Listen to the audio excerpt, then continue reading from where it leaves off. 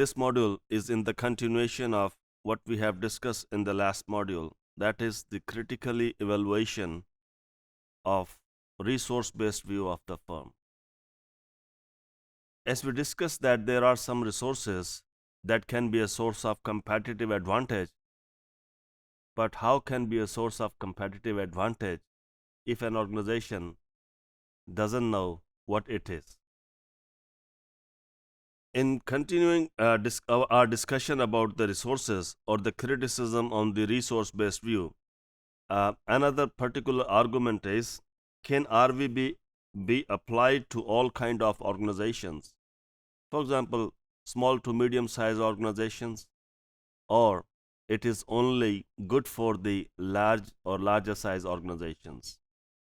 Although these are the subjective terminologies, but however, we generally say that if an organization has less than 10 employees, it can be considered as a small to medium sized organization. And if you people realize that these are not a large number of employees, and most of the businesses you meet or you visit, they have that number of employees in their organization or in their shop. So does that mean that resource-based view of the firm is not applicable or not valuable or cannot help these organizations who tend to employ a smaller number of employees in the organizations? So what is the value of resource-based view of the firm for small organizations? Or in other words, then how small organizations can compete with the larger organizations? Second is dearth of empirical studies that seek to test out the propositions inherent in resource-based view of the firm. As I discussed when I was discussing about the resource-based view of the firm, that there are some propositions which are inherent in the resource-based view. For example, we say that this resource which is valuable, which is rare, for example, the capability of an organization to perform something. And when we say capability, we are referring to something, for example, the processes in an organization. The processes, for example, if you go to a bank has certain processes to open an account, to issue a credit card, to have a customer relationship management, and so on. So every bank has a processes to perform its operations. So when we are talking about that, there is a dearth of empirical research that can link any resource or a capability or a competency with the performance. So the propositions which are inherent in the resource-based view that resources can be a source of competitive advantage, we say that there is a dearth of empirical research. I hope you people remember what we mean by empirical research. When the data is collected first time, or when the data is collected by the researcher and then it is analyzed. When we talk about the dearth, we refer to कि there is a shortage or limited research on something. किसी चीज़ की कमी है या किसी चीज़ की जो है वो limitations हैं, या the amount is not sufficient or the evidence is not sufficient.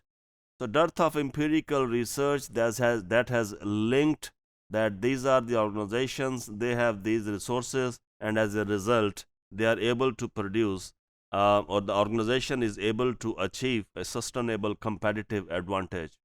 Most of the things are based on assumptions that resources can produce or can help an organization to sustain a competitive advantage.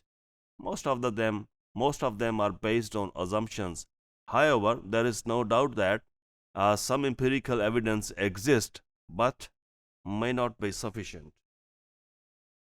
In addition to what we have discussed, resource-based view does not contain any inherent prescriptions that would be useful for practitioners. What we mean by prescriptions, if you go to a doctor or if you go to a lawyer that is suggesting you to do something, that is the prescriptive approach. When we talk about the descriptive approach, in the books when something is described, so you will see the prescriptive and descriptive approaches when you are studying any subject. A descriptive approach is when something is described and something is explained, what it is or how it can work. However, when we say the prescriptive approach, somebody asks you to do this thing, and you know, I'm very much sure that it will produce some kind of results. For example, a doctor is prescribing you that take this medicine and hopefully you will be fine. Or a doctor is suggesting you or prescribing you that you need to do these exercises 2 times a day or once in a week, whatsoever it is, and you will get well soon. So, in other words, the prescriptive approach. In resource-based view, where is the prescriptive approach for the practitioners? Out of this empirical research, what you can suggest to the managers of an organization? Because everything is so vague, so ambiguous, that resources can generate a sustainable competitive advantage. How, which resources, it is difficult to conclude something, or it is difficult to prescribe for the practitioners or managers of an organization.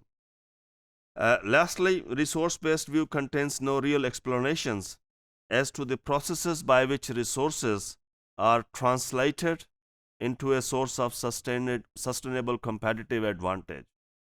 So, for example, if an organization or the employees has the knowledge, or employees possess the unique knowledge or unique skills, or if in an organization there are employees who are highly motivated, or if an organization employees are engaged, we call that employee engagement, or employees are satisfied, how these factors can be translated into the performance of an organization, or how can you sustain or manage these factors in the employees or in the organization. In other words, what Kaufman has suggested in 2012, that the last 30 years of research on strategic human resource management deserves a failing grade. I repeat that Kaufman 2012 writes in his article that the last 30 years of research on the subject of strategic human resource management or human resource management deserves a failing grade, because the question is what Guest pointed out in 1997, and we are still searching for the answer to these questions. Where is the theory? How these resources can generate, or what are the processes, or what is the mechanism, underlying mechanism through which these resources translate into a sustainable competitive advantage. In other words, how strategic human resource management is contributing in an organization's success. So this is some kind of criticism on the resource-based view, just like people have criticized the other views about the management or strategic management processes in an organization. Thank you.